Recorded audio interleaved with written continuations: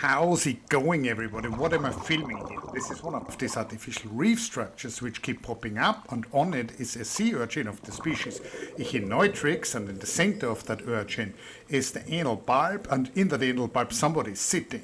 Look closely. So this is this somebody. This is a crab of the species Echinoecus, pentagonus, and there's poop coming out of the anal sac, and the crab is helping it along. Now, these sea urchins, of course, graze on algae which grow on rocks, so in this case on this artificial reef. And then they don't just ingest the algae, but they also ingest these little pebbles, and that's being defecated out, and the crab is pushing it along. So this crab is an obligatory parasite of the sea urchins.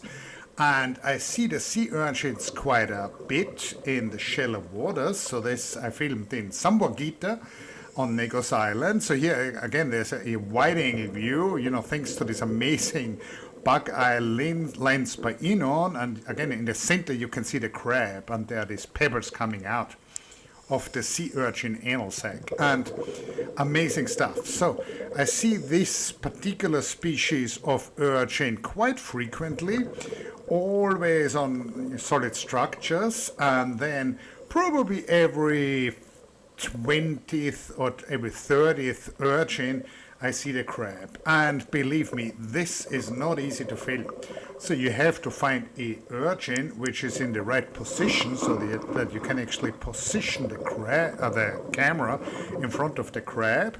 And then very often the urchin is shy, so it moves the spines so that the crab is essentially occluded by the spines. So here you can see again the claws of the crab, and it's essentially clearing out its house. I mean, what a spectacle. Really, they are like lions and tigers, which I would not rather film than this amazing crab. I mean, this is really unique. So, how did the crab get there? Well, crabs reproduce, and then larvae drift through the ocean, and then they look for these urchins. They'll probably look for the smell, and then they go where it's dark, where the sun don't shine, and then they find this anal sac, and they stay their whole lives. It seems that the males are a bit smaller and they can still exit, but the females grow to a size where they can never leave their sea urchin homes again. So yeah, it seems funny, right? Of course, somebody living in somebody else's ass, but it's a brilliant move on the part of the crab, because the sea urchins, as everybody knows, they're highly armored animals. They have all these spines.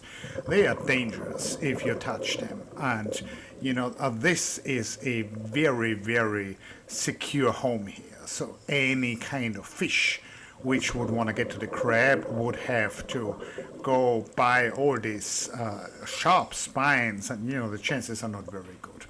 And plus, there's a certain amount of camouflage.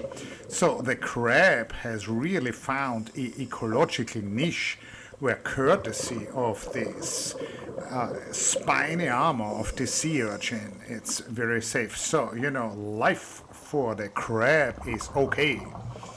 This is not confined to crabs only. So here we have a sea cucumber, and you can see in the back there, but in the center of the animal, there is a small shrimp which also lives on that sea cucumber. So it's an emperor shrimp. And to be honest, I've only discovered that there's this shrimp when looking at the video at home. I didn't even notice that underwater.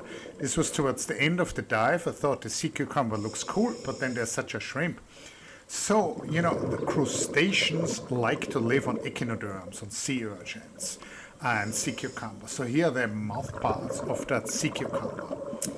Now, I hope you have enjoyed this very curious piece of natural history from the Philippines, and check back soon. Support the channel, share this on your own social media if you have the chance, and please enjoy a little bit more mesmerizing footage first of this upside down jellyfish, which is pulsating here, and then I'm going to show you some flatworms. See you next week.